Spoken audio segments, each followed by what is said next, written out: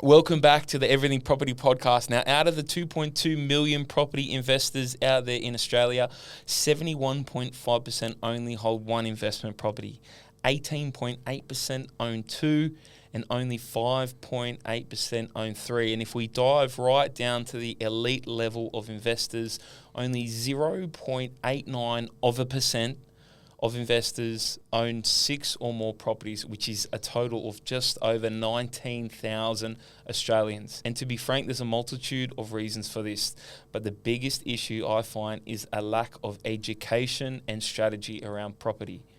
People haven't planned with the end in mind and don't really know what they're doing apart from some advice from Uncle Ricky at the family barbecue, who swears by it but hasn't taken the advice for himself. Today's guest has what I like to call a lethal combination in his background of experience.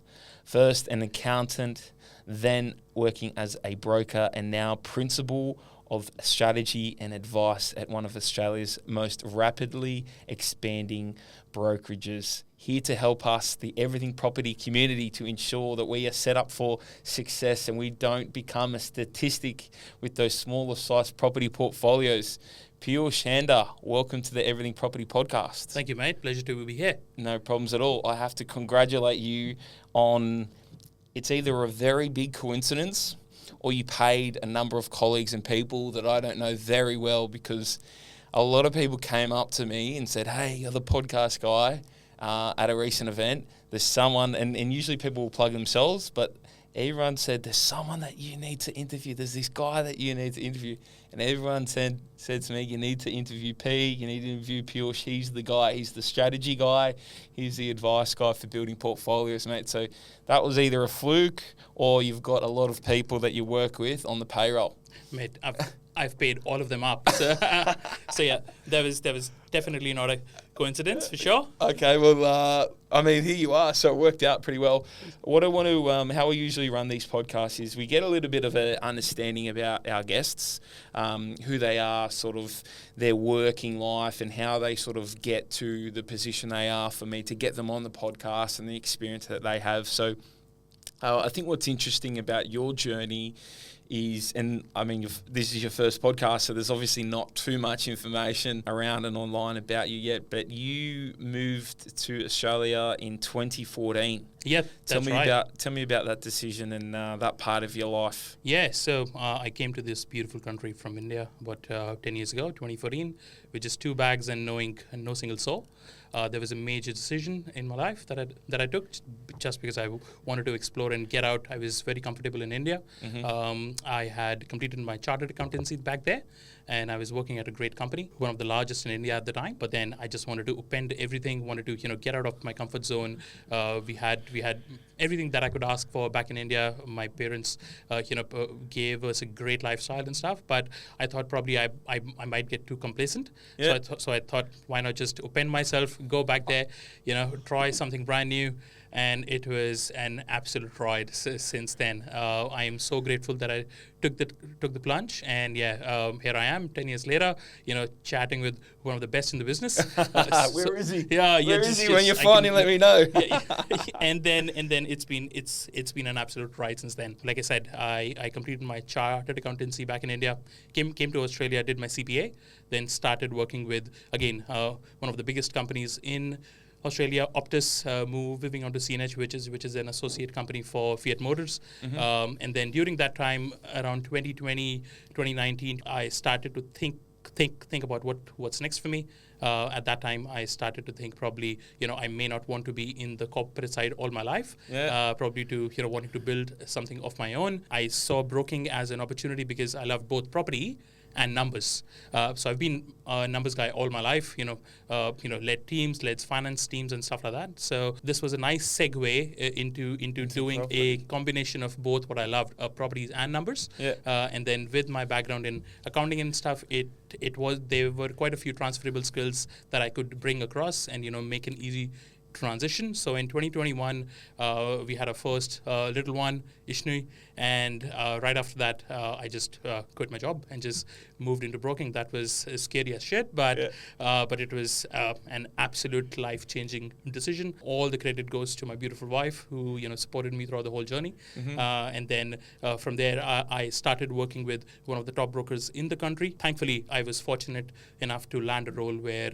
I was given a lot of scenarios, a lot of strategies, a lot of portfolios, mainly investor focus, that allowed me to get exposed very quickly, very fast to a large number of scenarios and large number of variables that I need to understand. So the learning curve was extremely steep. From there, just met Chris, moved into Flint, and it's been an absolute ride since then. He's an absolute legend. Yeah, and just that's how it has been. Mate, that's the story in a nutshell. I want to go back a little bit. So, were you and your wife? Did you meet your wife over here, or you came over with her? No. So I met her back in India, but I came here alone, and went back 2.5 years later to get married, and then brought her across. Did you know anyone over here? Not a single soulmate, I swear to God. What? I just landed here. I just had a very distant,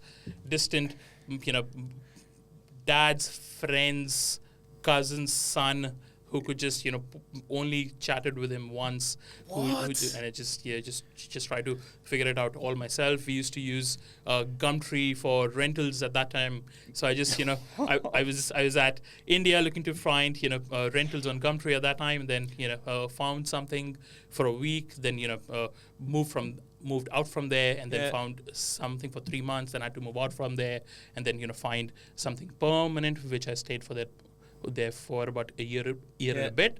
And then from there, How did you sort of learn about the different areas of Sydney? Like, where did you decide? Was it just the place that was available, or like? Just a place that was available. When I landed, Western Sydney and Parramatta was the area where you could go, with similar community base and stuff. So probably I thought, because I didn't know anybody in Australia at the time, probably going there and starting from there might be a good idea. And then that sort of helped me a little bit. Started speaking to as many people as I could, and then from there start to figuring out. Made a lot of mistakes, but at the same time, it's been some ride. Any advice for someone maybe that's listening and thinking about doing the big move? Like, look, it doesn't have to be. I don't know what our audience is like over in India, but like, if anyone's sort of maybe they're in Sydney looking to do that transition over to Brisbane or to Victoria or to Perth, you have any advice for anyone thinking about doing that? Because you didn't know anyone, man, and you travelled across the other side of the world. Like, props, hats off to you. That is very ballsy. Thank you. I think the only advice that I would give is back yourself. You don't know how strong you would be until you actually go into that situation. So there can be a million things that can go wrong, but you just need one thing to go right, and then you just start to pull strings from there, and then you start to latch on those correct things, try to learn from the mistakes, and then slowly and gradually you'll start to build on something. And then that is what I would say. Just back yourself, go into there, take the plunge, and then you'll be all right. Wow. Okay. Well, look, man.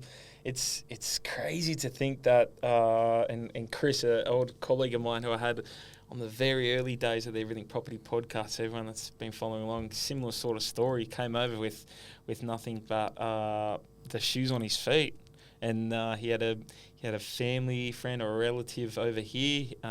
He was coming over from Asia, that said, "Oh yeah, don't worry, like they'll sort you out with clothes and that." So he left everything behind, and then it didn't go out according to plan, but like, crazy to think how you guys have come from absolutely like packing your life up into 2 bags into sort of where you are now. It just sort of gives, it should give anyone listening like the courage to know that, if you're born in Australia, you have a decent sort of upbringing, that you can literally do anything. Absolutely. And then, to be honest, I think the only thing you need to tame your mind.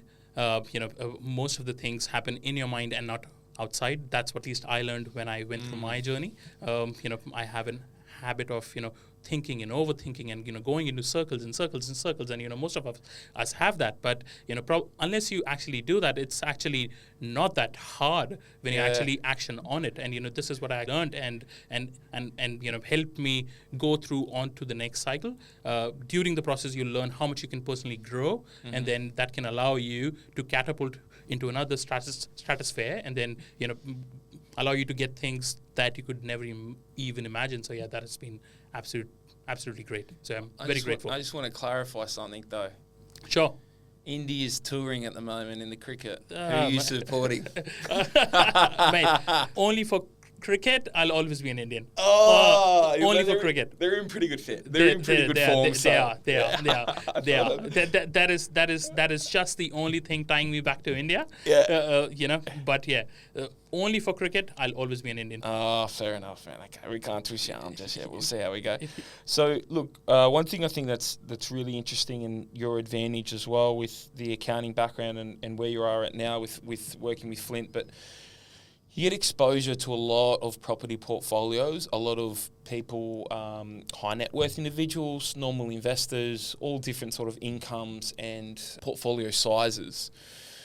You would then, I suppose, the more of these you see, I would assume you start to see a correlation of maybe potentially mistakes or things that people get wrong. Is there anything that you're sort of seeing at the moment that we can talk about, any mistakes to potentially save our audience in making, that people are getting wrong in that first part? Because, I mean, it's the setup. It's the setup and the start where if you're incorrect or you take that wrong step, you can put yourself back 5 years, 10 years holding a dud asset. So is there any sort of mistakes you see commonly made for the portfolios that you're looking at? Yeah, sure. So I think given that I've seen so many portfolios now, like just last year in FY24, I did 350 strategies. 350? Yeah, exactly. That's like a strategy a day. So that basically allows you to see so much that you're absolutely right. You can start to see some trends. And I think one of the few common things that I see are people not having a clear plan. They don't know what they want to do. What is their goals? How much time they want to achieve those goals in? They don't have a good team around them. Just to name a few, those are the big ones, and then you go into specific portfolio, mistakes or wrong steps. Like you'll be drowning yourself with a major owner-occupier debt right at the start. That basically ties you back into your non-tax deductibility debt. Hampers your borrowing capacity for the next ones. Which is why I love rent investing, where you can just rent where you want to live, and then start to build an investment portfolio on the side. But even if you've done that, you then may have bought a property which is highly negative geared right at the start.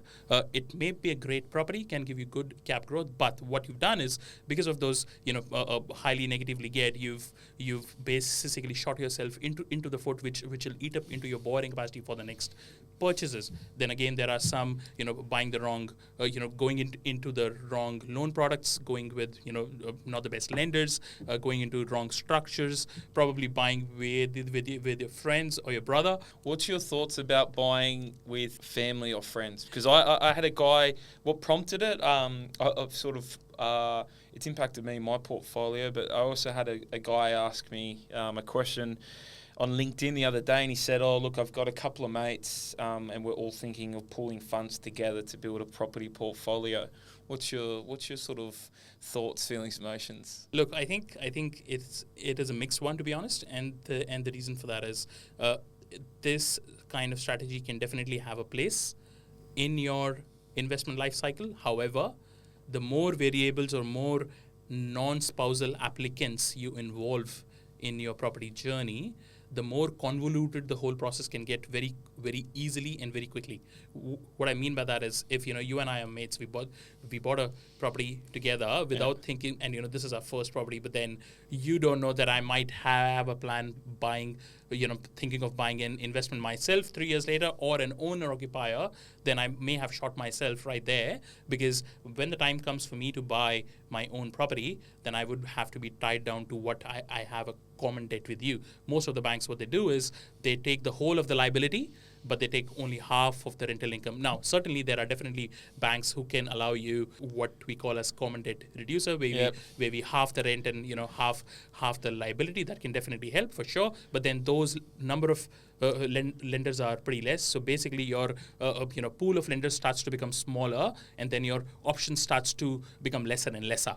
So this can definitely be a strategy if you're not wanting to do something of your own into your personal lives in the near future. But if you think you have a partner, maybe you want to start a family together, buy a house together, but you have a house with a mate, then probably that's gonna hamper you. So if you're thinking about it, no problem.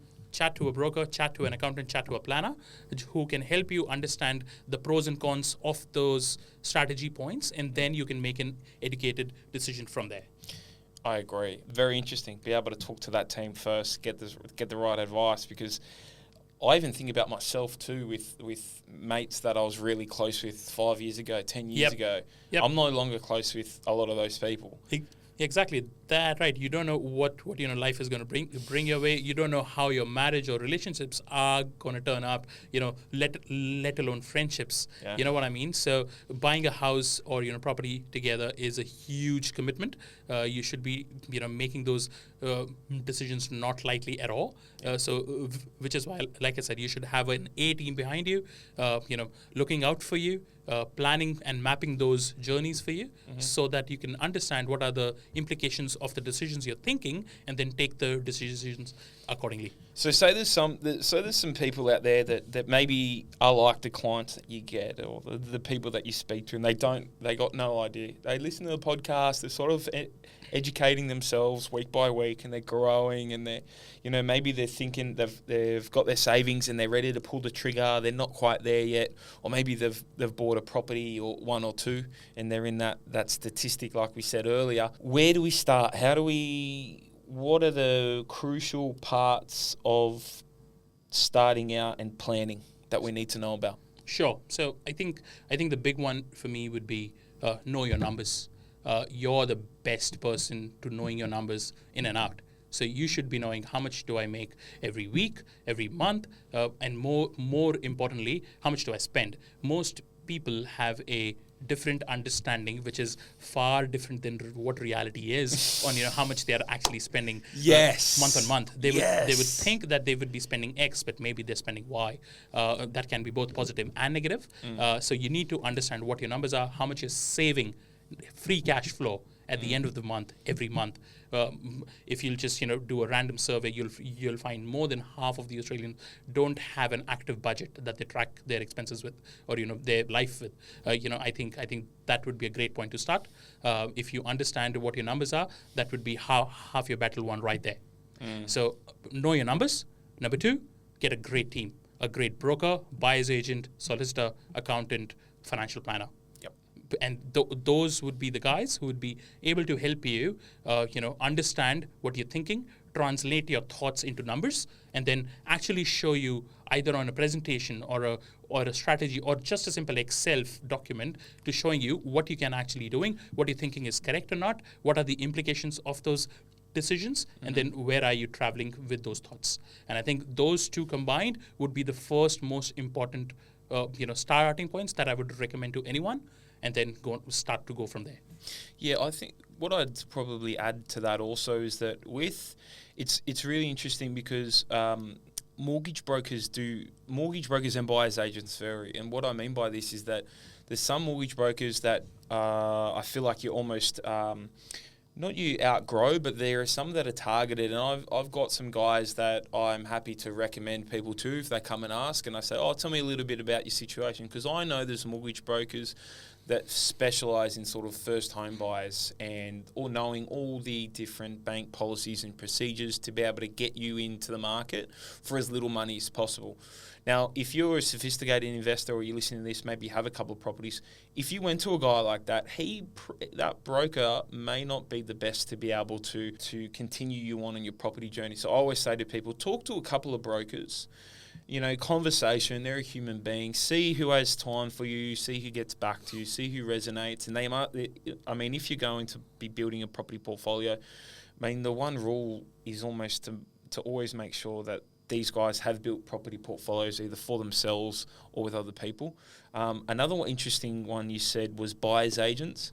I also want to caveat that with the fact that if a buyer's agent is either putting you in the same area as all their other clients, Yeah, that's right. or if they're selling you a product already and you haven't talked to them about what you want to do, red flag. Exactly. And then, I mean, solicitors, I usually take on recommendations. I've got a really good one who, if you scroll back through this podcast, you'll see she's been on a couple of times. But yeah, so they're your main three. Accountant too. Yep. I think accountant, if it's property, it really needs to be someone that has built a property portfolio for themselves, or other people. Again, all those people I recommend off the best for anyone that's thinking about it. But okay, so numbers 18. What's next? And then start to think about your goals. Yep. What do you want to do? Do you want to build a property investment property portfolio? How many properties do you want? What kind of a passive income target goal you're looking at? Are you happy rent investing at the moment, or you think at somewhere along the journey you would want your own house? Would there be a partner joining you sometime into this journey? And then what's that's going to do to your numbers, and how's that going to impact the whole thing? Mm-hmm. Maybe you plan of kids or something like that, and then all those things would start to change how the variables would work, and then how the portfolio will start to take shape, and what kind of a path you should actually be taking. Mm-hmm. Which is why I think if you do these three things, you're pretty much ahead of 90% of the Australians right there, because you would know your numbers correctly, you would have a great team behind you, and you know where you wanted to go, what your goals are. And then basically those three would be my top three that I would recommend to anybody who wants to start their property journey, for sure. I think the biggest reality check as well, people with budget that think that they haven't run a household budget. Yeah. Whatever bank you get your paid into, get a 3-month. I always say this to people, and I put the challenge out there, and Lockie did it. People that have been listening for a while will know the story, but get a 3-month transaction list from your bank on where you get your pay and where you spend your money, and just go through and highlight all those expenses, time eating out, and see if that correlates to in your head what you think you do. Now, what I've done personally is I get my pay into an account. Straight away, I have an allocation that comes out and goes to bills. Straight away, I have an allocation that comes out to go to savings. Straight away, I have an allocation that goes out to what I'm allowed to spend, sort of food, eating out and stuff like that. So if it's just all coming in and you're just willy-nilly spending and blah, blah, blah, big reality call, I think, on the way for a lot of people. 100%. And then, you should treat yourself as doing as an active investment. Mm-hmm. Basically, you should be treating yourself as an active investor. What I mean by that is you should not be investing what's left. You should be spending what's left after investments. So that should be the first thing that you should be doing. If you're making $5K net of tax every month, and if you have whatever goals you have, invest $1,000, park it somewhere else, and then spend whatever left, the balance 4K, and then see what the allocation looks like. And then from there, you'll have some free cash flow, hopefully at the end of the month, if you're not a big spender, and then see what the options are for that balance free cash flow. So you'll have to be very religious about your numbers. You'll have to be extremely disciplined about how you invest your money. That is going to be absolutely key of whether you're going to make or break your whole property journey, I think. Sometimes you need to get 3-6 months ahead of actually that first purchase and set everything up. Plus. Absolutely. And then it is hardly a case where you can just, I'm going to buy a property tomorrow. No, you can't. You'll have to have funds ready. You'll have to talk to a broker who can give you options. You'll have to speak to a buyer's agent who can help you source a great quality asset, and then basically go from there. It has to have a plan around the place, which is why I say if you know your numbers, you have a team, you have a plan in place, you can then start to formulate some kind of a timeline into the strategy and see how much time that's going to take to make your first purchase, and then how much time from the first going to second and the third and the fourth and so on and so forth. Is there any transactions with when you send your 3-month bank statement to the bank? Yep. Do they look over that manually, or is that done by like a computer? Yeah, most likely it is done by AI systems and computers and Yeah. stuff like that. We also do it when we analyze the expenses. We have systems who can we don't have to go line by line on a bank statement to try and check that. Of course, yes, we do that for one-off expenses and if something is not making sense. But yes, the first cut you could do like systems could allow you to give you broad strokes of paint a picture of what the spending habits are, and then try and assess what the numbers look like from there. But what I was going to ask is there any transactions that raise a red flag with the bank? Yeah, sure. So if you're doing major spending on Maya every month, or going on to you have direct debits set up to Oz Lottery every month, stuff like that can start to rack up, and then it'll start to show. So you want to be careful of how much you spend and what you do and how you show expenses and stuff.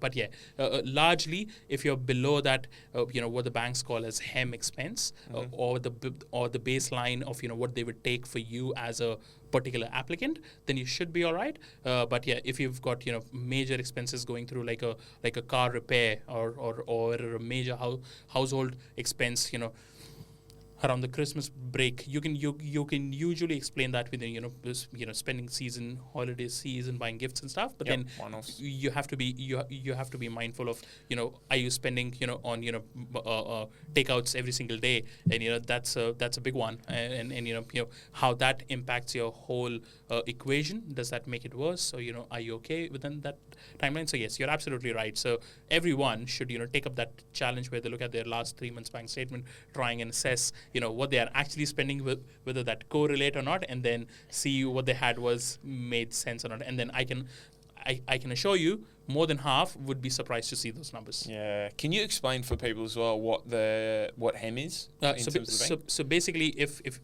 you're single, making 80 grand a year, no kids, no debts whatsoever, banks would take a minimum benchmark of expenses that they would assume you'd be spending. What that means is you may be spending lower than that, but the bank says, no, okay, I'm going to take, you would be spending at least 1,800 to 1,900 a month. You may be spending 1,500, and that's fine. That would help you in building up your cash quickly.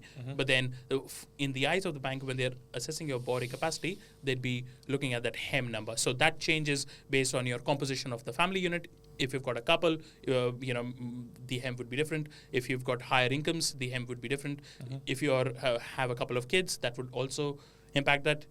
If you are in certain postcodes, all those combination of things, it's like a matrix where you've got different variables, household composition, incomes, postcodes, and stuff like that, and that would determine what the minimum benchmark expense that the banks would take, and that also differs banks to bank. That is, most banks are in line with each other more or less, but then some banks can be a little lower, some banks can be a little higher. So that is where a great broker comes in. They can understand which banks to go, where to target, can be a little sneaky with different banks who use less expenses and stuff like that. Yeah. And as long as, like I said, this then ties back into having a great team, having a great broker who can then try and align your goals with what products are available in the market, and then try and assess which would be the best options for you. You said something interesting there. You said postcode. So does it, depending where you live, the bank, like, will the bank go, oh, this person will spend more in this area? Yeah, 100%. And if you're in the eastern suburbs and you're far out west, there would definitely be a little bit different in how much you might be spending. Yeah. And then those realities starts to kick in when you go to a bank with an application and stuff like that. For sure. Interesting. Is there any method that you use with people when they set out and they say, oh, we want, a lot of people use 100, 150 grand passive income from a portfolio. That's generally what people use. Is there any method to the madness that you say to people with getting to that number? Because that basically sets up your whole portfolio and your whole investing. So if you use that number that you've just found off a book or a podcast, do you have any method for people to be able to get to the actual number that they need? A little bit, I think. What I basically start to do is understand their whole life, or at least I try to do that. What what I mean by that is, what are their plans? Investing side aside, what do you do? How much you earn? Of course, the basic stuff. But then, are you single at the moment? You have a partner. Oh no, I have a girlfriend. But then, she's staying at her parents, and then I'm here with my parents. But yet, at sometime into the future, 3-4 years, we'd like to buy a house together and stuff. So try and get a picture of what the life outside those numbers look like, because then of course that life is going to impact the numbers for sure. That's one.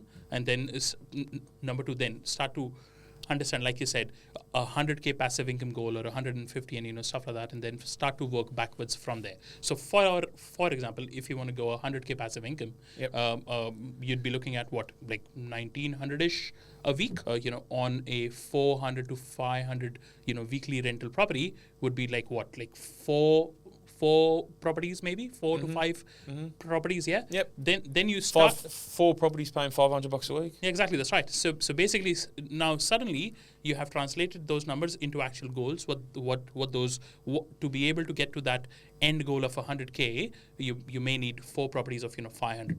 And then from there, you can then start to work backwards. Okay, how much are the incomes? How much borrowing capacity do you have at the moment? How quickly can you get onto the first one? Then from first to second to third, and then from third to fourth.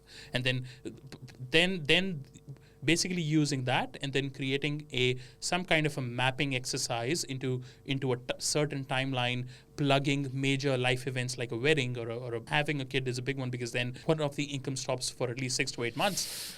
True. That can be a big one. And then, maybe you want to buy an owner occupier on the way there, or you're happy to do rent vesting, or you're staying with parents and stuff like that. So basically trying and understanding your life and then translating them into numbers, and then working backwards into what the actionable points would be in terms of number of properties, type of properties, and so on and so forth, which is why, like I said, a great broker would be able to do that for you, and then would be able to connect you to the right partners, like a great buyer's agent who can buy you those assets, a great investment property, focused accountant who can give you specific advice around those portfolios, a great financial planner who can then help you try and give you specific financial advice in terms of what kind of a products and saving techniques and so on and so forth, and then basically solicitors and conveyances and stuff like that. And then that is how broad strokes of the method that I basically use. In case of your example where you said 100K passive income, like I said, we can synthesize it down to 4 properties paying 500, and then start to see okay, can you actually buy 4 at the moment, or what those purchase price are going to look like. One of the big things that I find during those conversation, and which is where I try to educate as much as I can to my clients, what people don't understand right from the onset is your ability to target a certain price point is purely a function of your borrowing capacity plus your cash in hand. Those two things are absolutely separate, and those two numbers don't impact each other. Further drilling into that equation, your borrowing capacity is purely a function of your incomes, your household structure, your expenses, and your ongoing liabilities. Do you have a 80K car loan, on which you're paying like $1,800 a month? That's a massive one. You have a 50K HIX debt. You have a 30K credit card limit because you just want to be don't want to be seeing your bank account every single day.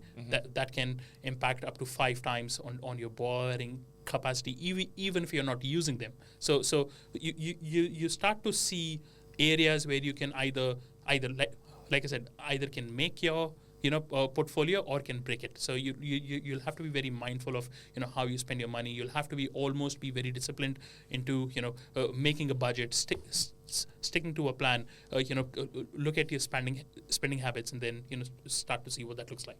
Yeah, because you can't just. I think the one thing I find myself saying to a lot of people is that first one is the hardest. Yep. Saving that first deposit, and we can get into equity borrowing 106%, that kind of stuff, but it's like that first deposit where you have to use your own cash is the hardest and when you have to be most disciplined. And if it is at that 500K bracket, well, we're talking probably 75 grand to get into that asset. Minimum. Yeah, exactly. And then, so that'll take a couple of years. Oh, for sure. For sure. And then, which is why, like I said, you'll have to almost, have a team right at the onset who can then do sort of a mapping exercise to try and see what your free cash flow is, how much you can save every month, what your goals are, how much money you would need to have to buy your first one, how much time it's going to take for you to save that money, and then go on from there. Are there any major life events which are going to eat up all those savings? Like maybe you want to buy that engagement ring, or that major trip to New York, or something like that. Wedding. So, yeah, exactly. And then, which is why, unless you understand your numbers, or you don't, and you're not disciplined with your saving exercises, it'll be a bit hard. And you rightly pointed out right at the start of the podcast, only 70% of the investors in Australia have just one investment property. There's only 90% of all the investors in Australia just have 2 properties. Yeah, that's a major concern, don't you think? And which is why you'll have to be extremely disciplined. If you're not, you're going to miss the boat. You're going to be on those 90%, but what you want to be is on those 10%. I always say this to my clients. Australia loves a game of property, but you should be buying assets that can give you capital growth. Capital growth is what would create generational wealth. But free cash flow is your friend. That's going to be fuel to your portfolio. That's what keeps you in the game. So yes, a 100K passive income goal is fantastic to aim for, but you should also understand, to be able to go to that 100K passive income, you will need to collect properties. To be able to collect property, the more properties you collect, the more you would need to allow for cash buffers, if you will, to sort of account for unforeseen expenses like repair and maintenance, vacancies on rental properties, which means that you may be buying properties which may be negatively geared, especially in this market and this lending landscape, which means that you will need, most likely every month you'll need to chip in from your own after-tax money, which means that your free cash flow will start to reduce. So you'll have to attack it almost from all the sides, basically actively trying to increase your income, actively trying to reduce your expenses, or minimizing it, or being very possible. disciplined with it, trying to buy great quality asset, but at the same time trying to get a balance between capital growth and yield that can not doing you a massive red at the end of the month every month, and then trying and see what the numbers look like. Yeah, and I think it's a great point as well with the cash flow, always increasing income, always reducing expenses, but as well with buying in there's markets. The capital growth, which is led by the owner ox, happens first, and then the rent increases after, as the investors, the demand and the investors move into that area. So if you're buying in an area that's already had that boom in rent, your next cycle might be capital growth. So then you've got to wait a lot for the rent. Whereas if you've got, the data and the growth is about to happen, you just got to be in there to remember that the rental increase you'll get after that, which is eventually what happens because your loan, we refinance that stays the same. Your rent starts to increase, and slowly but surely that number, if we're buying it and it's negative, that number's year by year, 6 months by 6 months, moving towards the green, which helps you be able to play on and keep building. P, I wanted to ask you, what are your thoughts around sort of self-managed super fund purchases and buying in trusts? I basically love SMSFs. The reason for that is your SMSF borrowing capacity is completely in isolation with your personal one. So you may be capped on your personal capacity, but you can still go and buy in your SMSFs, which is a great way where once you get capped in your personal ones, to try and still allow you to purchase maybe 1, maybe 2 properties in your SMSFs, which is why I absolutely love that vehicle. You have to be, of course, careful of what kind of an asset you buy. There are certain restrictions around what you can or cannot do with those assets. You cannot withdraw any equity from those properties. How is the borrowing capacity worked out for people at home that don't know in super? It actually works, a little more than what you can do on your personal side. So basically, on a personal side, For an investor, you'd be looking at anywhere between 6 to 7.5 times DTI, whereas in your SMSF, your SMSF income can take you almost 8 to 10 times of your SMSF income, which is your super contribution. Maybe you're doing your salary sacrifices, or there are some lenders who allow you future contributions that you're gonna be doing, and then trying and to basically push your capacity and using that can allow you to purchase one more property, which you may not have been able to if you were looking at in your personal one, and then your ability to smash that passive income target goal is going to be achieved much quicker if you've been doing that. So yes, again, that would require a discipline from your end to try and chip in some more money here and there into your super if you can, whenever, and then or you can set up a $100 fortnight as a salary sacrifice, and you won't even know where that money is going, but then that starts to stack up little by little, and then that allow you to purchase more. On side of the trusts, it is definitely a strategy that you can use. Talking about trusts, you have to be a little careful. The reason for that is it's being the words are being thrown around. I say it all the time. That I see. Oh, it's some sort of magic wand. Yeah, that you can just buy and just magically allow you to purchase again and again. That's certainly true in some cases, but you have to be extremely careful, which is why a great broker or a great solicitor and a great accountant would help you understand and navigate those pitfalls and stuff. Trust is extremely policy dependent. Banks can change the policies tomorrow, and you'll be left holding the bag. Basically, it is an expensive solution. Setting up trusts and maintaining them, their annual costs and setup costs, take some money. The interest rates on those trust products are generally 1% higher, from 30 basis points to 1% higher than the normal retail products, which means that your property would more likely be more negatively geared than a personally held property. It is an expensive solution if you're not. If you don't understand how to basically use it, you shouldn't be doing trusts once you've hit your cap on the personal one, because that's the short way of not going much far with that.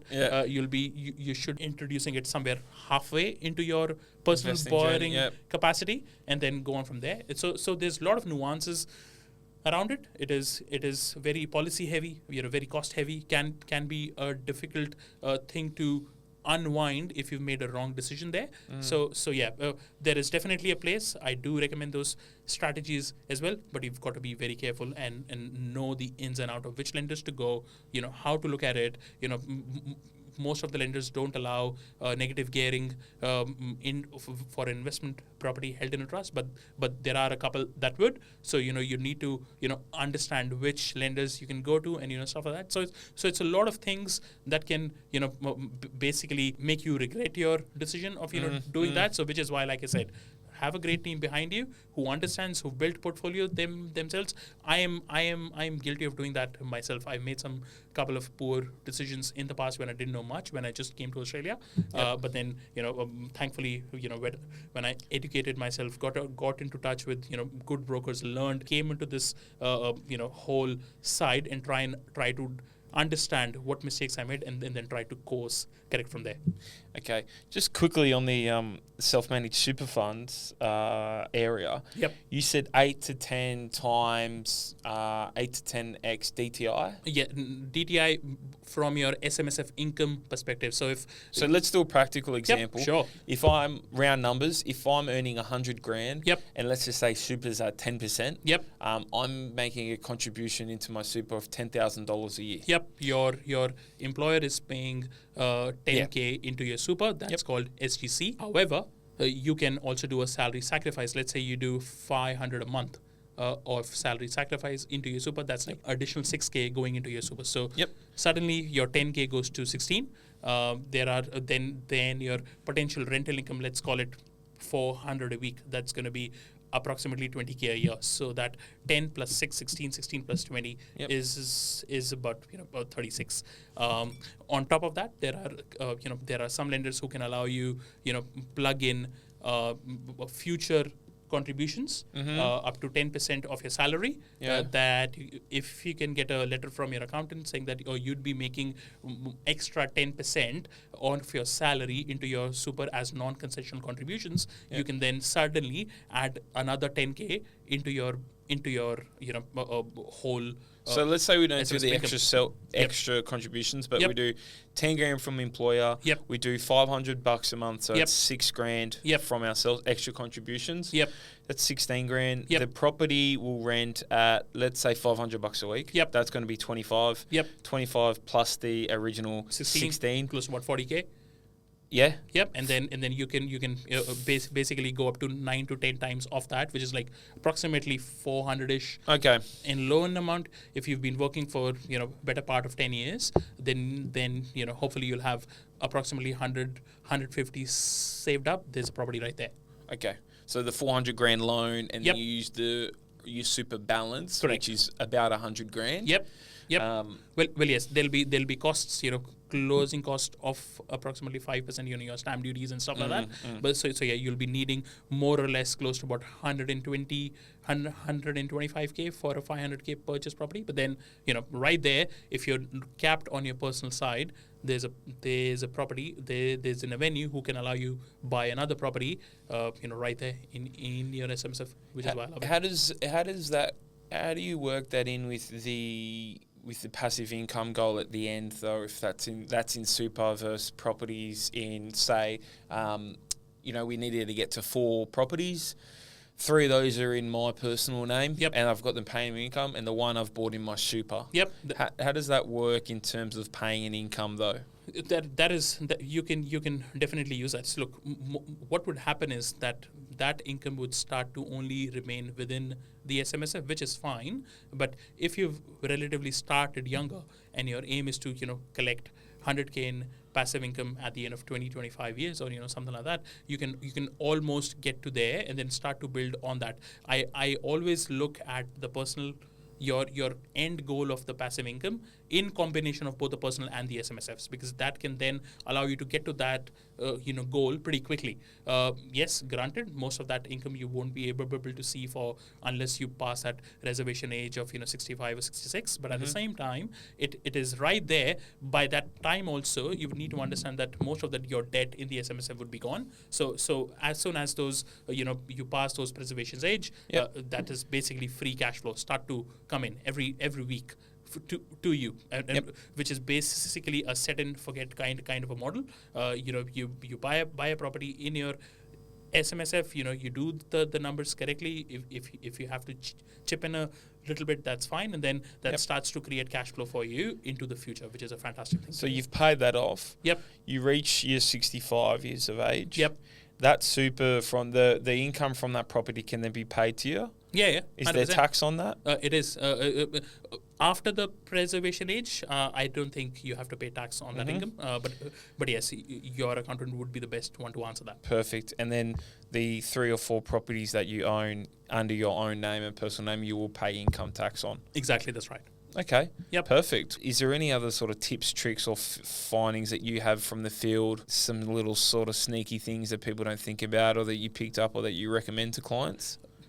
So I think the biggest one I see is thinking about your journey and goals as you go. That is probably the one that you would want to change right at the onset. What I mean by that is you bought $1.5 million worth of owner occupier, which is fantastic. But at the same time, now you're starting to think of your investment journey. But then before doing that, you've taken a 100K car and with like 80K loan on it, 30K credit cards, and so on and so forth. So probably not laying out what your goals are. That is probably the biggest one. Being absolutely lethally disciplined about your investing journey probably is something that I would recommend to anyone. And you'll start to map out. You'll start to see it is not difficult to reach a 100K passive income at all. All you need is a plan and a great team. And your mindset to actually go to that. You can get there in as little as 5 years, maybe earlier than that. 5 years? Absolutely. If you've got a decent earnings, you can definitely get there in as little time as possible. But what that would require from your end, tell me, how do I do it in 5 years? is an absolutely lethal mindset where all you're focusing on is saving as much as you can practically can. This goes against the normal norm of your Insta reels where you see everybody going to Europe in July and August, but then you'll have to make some sacrifices somewhere to be able to allow yourself to a lifestyle where you can then start to pay dividends in the longer term. Buy second hand. Hand card. Exactly. You don't have to have 30K worth of credit cards. You can just do with 5K or 3K or whatever. Pay off your HEX debt as soon as you can, if you can. Trying and staying with parents for as long as you can, and all those things starts to add up. Being good with your spending habits. I've had a client who came to me when he was earning just 80K, wanted to start his property journey, single, no kids, living with parents. He's still single, living with parents, no kids. 4 years down the line, he's making 180 now, but he has 7 properties now. Wow. Absolutely. And then legend, we should get him on. Absolutely, man. It's just absolutely crazy. But then this goes to show that it's not hard. All you have to do is change your mindset, be disciplined with your money, know your numbers, how much you're spending every month. That is the first point before even speaking to a broker or a financial planner or a buyer's. Know your agent. real numbers. Exactly. What your real numbers are. How much you're actually. Not what you think up here, what goes exactly, on the that's tap. right. Yeah, exactly. What you're actually spending. That would start to give you a real picture of what your free cash flow is. And like I said, property is a game of finance. Capital growth is fantastic because that creates generational wealth. But cash flow is what going to keep you in the game. So conserve that with the most with the most passion and most aggressiveness as much as you can. I love it, Pete. I just had a question on what you said before. If you can do it in hypothetically, because we don't have numbers, and it's really hard to do a portfolio planning session on sort of make believe numbers. Yep. But we had a little look at the 100K income. What would, in your sort of planning, you said that 100K passive is achievable in 5 years. Yep. What would that sort of strategy look like for someone, and what sort of income would they need to be able to do that? Yep. So because most mortgages are 30, right? So my thinking is, if you buy the 4 properties even in 1 year, you've still got 25 years after 5 years left to pay all them down. They're not passive. So that involves a bit of a different strategy, in my opinion. For sure, 100%. And like, which is why I said passive income is fantastic, but then you need to know what is your net income that you're going to be getting from it. Also, from further drilling it down, what's your free cash flow from that 100K that you're going to be getting, after all those expenses go out and after all the repayments and the interest costs and the holding costs go out. That's going to look like extremely different numbers when you actually do go into extreme detail of what that means. But however, just to start with, 100K passive income is a great aim to start with. Definitely, lending comes in different cycles. We are at the top of a cycle at the moment. Hopefully the rates are going to start to go down within the next 6, 8, 9 months, maybe earlier, and then that starts to. You need to think of it almost as a umbrella effect. What that would mean is that if you've got 3 properties at close to about circa 6.5%, as rates starts to go down, the rates would also go down on your existing portfolio. That would not only improve your borrowing capacity for the future, but that would also reduce your repayments, which will increase your free cash flow, and then helping you as an accelerant, as a saving methodology for the deposit of the next one, or in combination with some equity that you can borrow from your existing portfolio, and so on and so forth. So in terms of looking at what free cash flow you're looking at, that is one way to look at it.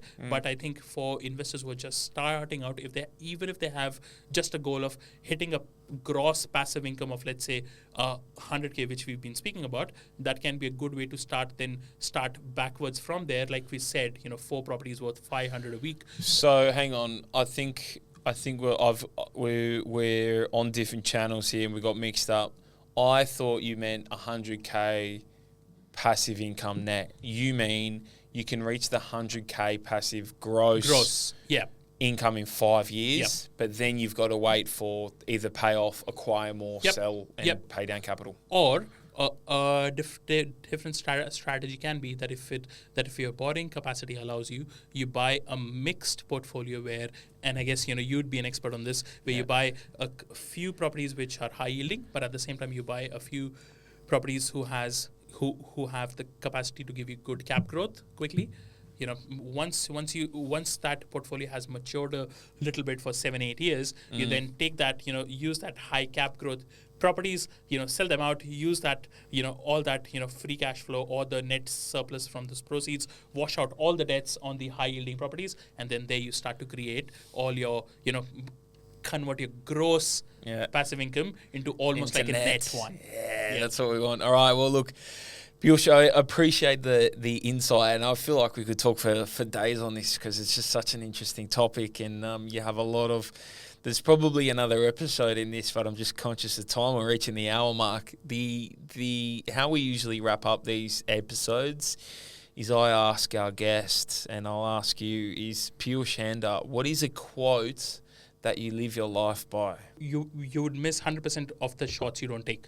If I wouldn't have taken a shot to come to Australia, I wouldn't be sitting over here. If I wouldn't have taken the chance of leaving my cushy finance job, starting right back with a 3-month-old, I wouldn't be doing what I'm doing at the moment. If I wouldn't have taken the courage to, going into property decisions that I did, a couple of them, didn't go the best ways possible, but at the same time, it gave me learnings and stuff like that. So probably take chances, back yourself, and then you'll be on your way much quicker than you think. With knowing your numbers and the best team around. Absolutely, know your numbers. Gave you that. Perfect. Well, look, thanks for coming on, Piyush. Appreciate it, and can't wait to sort of hear more about the work you do and the portfolios you build. And I don't think this will be the last time we see you on the Everything Property podcast, mate. So I appreciate you coming in and coming on. Appreciate it. Not bad for his first podcast, ladies and gentlemen. I don't know about that, but yeah. Nice, man. I appreciate it. Thank you so much. Thank you, mate.